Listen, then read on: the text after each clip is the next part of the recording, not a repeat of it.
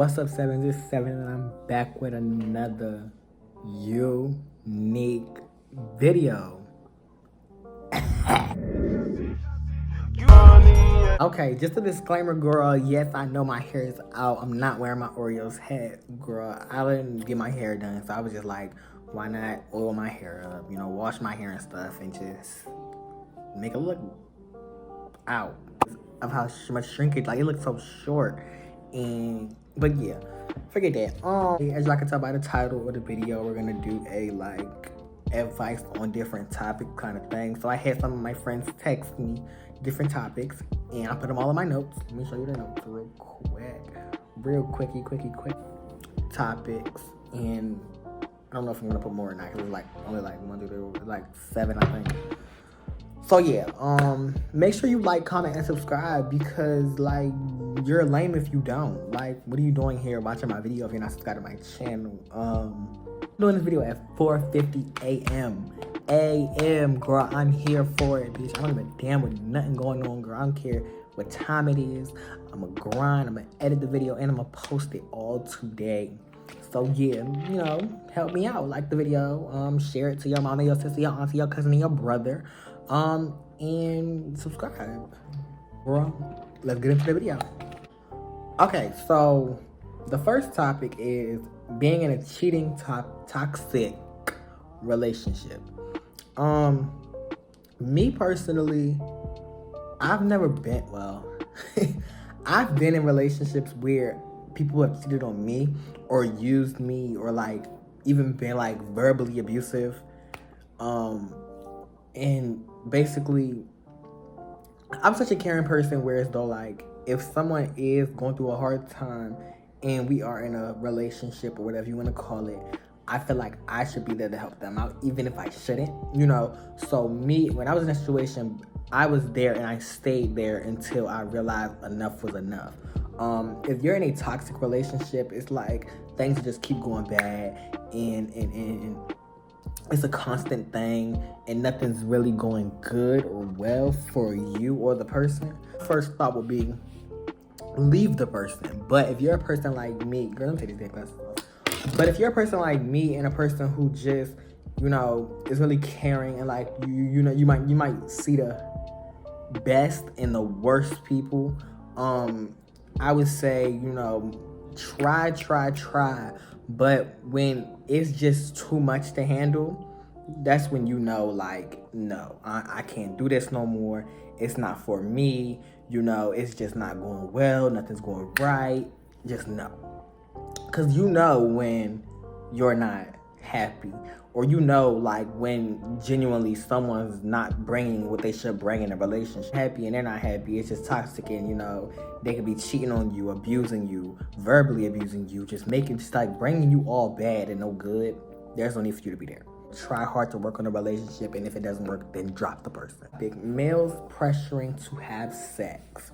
Now, someone sent me this and I switched it up a little bit. I was genders in general, because females can pressure a male to have sex, so it's not really just males. So I would say, basically, peer pressure can be a hell of a drug. You can try to influence someone to do a lot, because at the end of the day, when you keep nagging, it's the person needs to be okay, you might as well just get it over with so you can just stop. Me personally, if I'm not comfortable in a situation and my relationship or my person I'm talking to or whatever's going on in the situation, if I'm not comfortable doing something, I'm not going to do it. Peer pressure can be a really extreme thing. They keep bro, let's just have sex, just come give me some hit. Stuff like that can really annoy you, and you just want to please the person and make them happy, so you do it. But in my opinion, me personally, I'm not going to do anything if a boy oh, let's let's get into it, let's get real nasty. Get the nasty, get the down good, girl. And I'm not ready for that personally. I want to wait until I'm older. That's my mindset. I'm not going to let anyone sway me to a different opinion or a different viewpoint just because of what they want. Because some dudes and some girls just want the little dangling or want the little vagina and then want to dip or go to their group chats or their parties and be like, yeah, I just did this with that person. This can also go for nudes too, because if you keep getting pressured like, oh, send me your titties or send me your dangling, like girls and boys love to send nudes around. And as soon as you send them to that person, you do not know if that person is going to be the only person to have them, because that person might send them to this person and that person might send them to this person, and then you end up around the whole school. No shade. Some people that has happened to some people. But yeah, like, you get exposed because you trusted someone and your trust was in the wrong place, basically. And you should never put your stuff right there in that situation, ever. Next topic.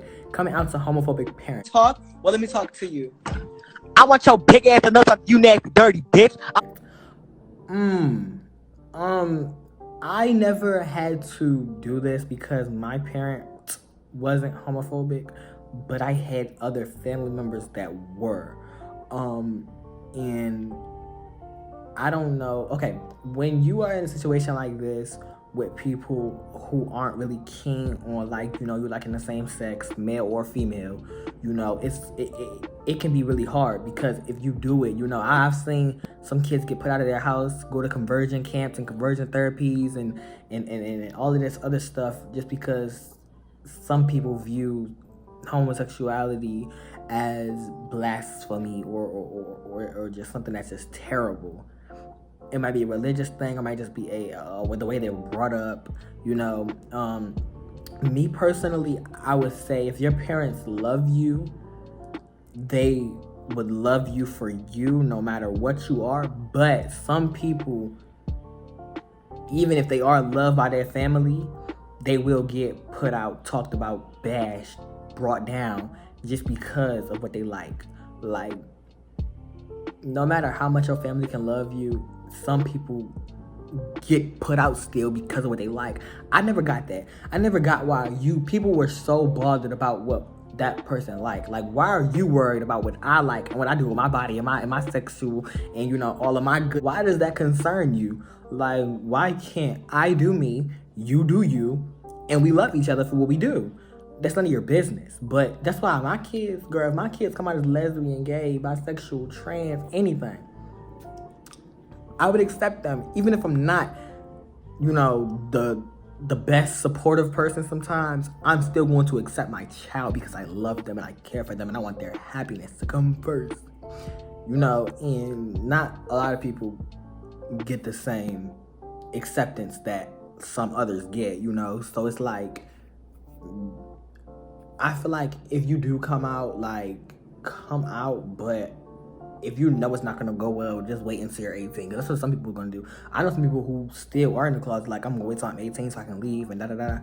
Yeah, so it's just like, it's all about your personal thing and your personal family. I'm scared to eat in front of people. I look good as fuck. This is kind of weird for me, girl, because I ain't gonna lie. If I'm on live, if I'm in person, if I'm in school, if I'm in the mall, in the movie theaters, I don't give a damn, girl. I'm crushing any food I want, girl. I can get vicious when it comes to them chicken and them pizzas and them steaks, girl, burgers. I love food. But some people have a genuine problem with eating in front of people. Me personally, I feel like, girl, you know, bitch, you better chow down, because you never know when your next meal gonna be. So the one in your face, take it. That's what I was taught, girl. So it's like, me personally, I would say, you know, girl, eat that food, eat that meal. And if you're nervous about it, girl, you better go somewhere where no one at, or save the meal for later, because you can get that to-go plate, girl. And yeah, I don't really know how to, you know, if you don't feel comfortable eating in front of people, you know, don't eat in front of people, you know, eat behind the scenes, or eat like at a different table, or eat later. Say, different styles. Okay, so with this could be a lot of things. So like, because of that, or because you're wearing a boot or a jacket that men usually wouldn't wear, and you rocking the style, but you can get judged for it. I feel like, personally, girl, wear what you want to wear. Don't let nobody tell you no different. Straight, gay, but I don't give a damn, girl. If you want to wear that outfit, wear that outfit. Who gonna stop you? Because at the end of the day, no matter how many people judging you, they still watching you. If a person's in your face like this, and they talk about your style and what you're wearing, at the end of the day, they're still watching you, or still have their view, because at the end of the day, they're commenting on what you're doing. You're not over there like, oh, why is she wearing that? Why is he wearing that? Oh, I would never do that. They're doing that to you because they hate your style. That's your outfit. That's your coin you dropped on that outfit. That's your coin you probably making for wearing that outfit, girl. Because at the end of the day, them hoes are still going to hate. Haters are going to hate. Lovers are going to love. You can't change that. Wear what you want to wear. Well, nobody tell you no damn differently. Dating the same sex for the first time. Okay, this could be really complicated or really difficult sometimes, because, you know, if you're dating something that you never dated before, like your boy dating a boy or a girl dating a girl, and you never did it before, it's like the sex can be different, the vibe can be different, the whole relationship can be different in itself, because it's like, I never went through this before, and then the other person might be really experienced and you're not that experienced, and that cannot go well. Or but y'all could be just as non-experienced, you know, y'all could be two straight boys or two straight girls trying something different, you know. I personally believe if you want to do something, you're going to work as hard as you can to fulfill that task. So if you want to date this boy and you really do like him, and you know it might be out of your comfort zone, you know you're gonna just make sacrifices and try your best to get to the point where you can date him and everything can be good. Or the same thing with a girl, you know, you never did this before, but you know you want to try something different and you really do like this person, like it's genuine liking or love, you know, you're gonna put everything you can put in that love in that situation, because at the end of the day, it's you and them, not nobody else. Everybody else's opinion does not matter. Personally, if you and someone are doing something, the person only gotta be the best looking, gotta be none of that. Girl, if you like them and they like you, that's all that matters. The person on the outside, the people who always talking and yapping about your situation are the ones who never understand, or the ones who are miserable. Girl, I could never sit there and be like, oh, look at that person. Because at the end of the day, that person might be happy. I am genuinely happy with who I'm with. So it's like, it just all depends on what you want and what you are sure about what you want. Yeah, because, girl, some of these relationships be phony. Like, some of these relationships be for a storyline, or some of these relationships be so weird because, like, I could flirt with a nigga, and then I find out that same boy in a relationship, I'd be like, so you just did all of that with me, and you got a whole girlfriend. Just, girl, that could be, that's a story time. Dealing with depression. So basically, depression is a really touchy subject for a lot of people. I have dealt with depression before.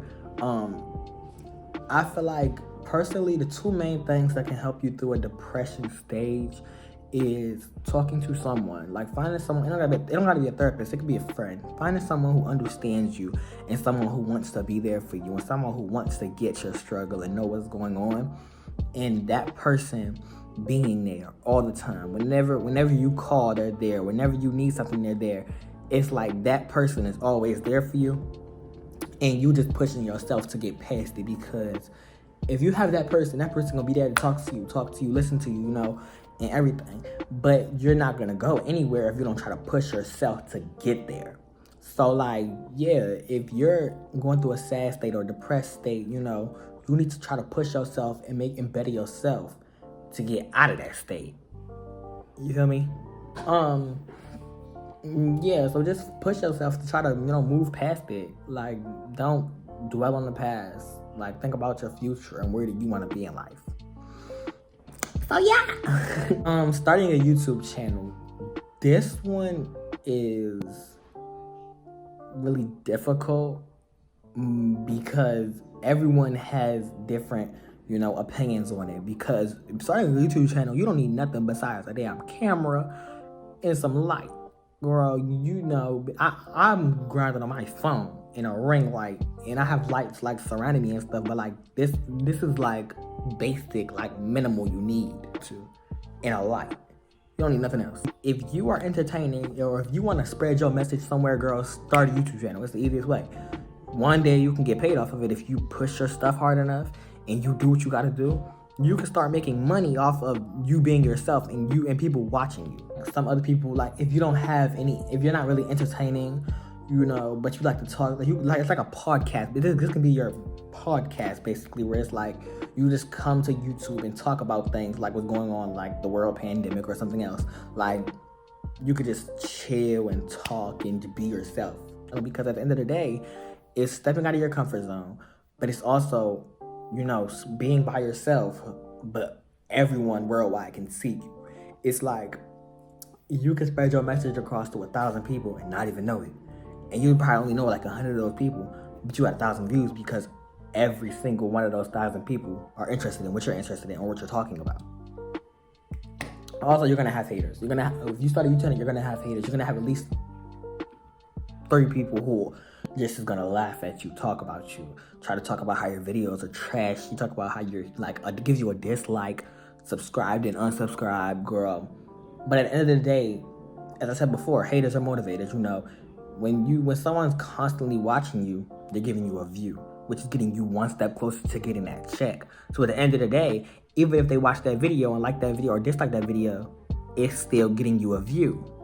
So they're still helping you either way, if they like it or not. It doesn't matter what they like or what they don't like. It just matters on what they're doing. So yeah, start a YouTube channel. Start a YouTube channel now. It's free. It's free. The last one, it's the last one because this video is gonna be a little long. But yeah, it's the last one. And I'm gonna start editing it and everything. Yeah.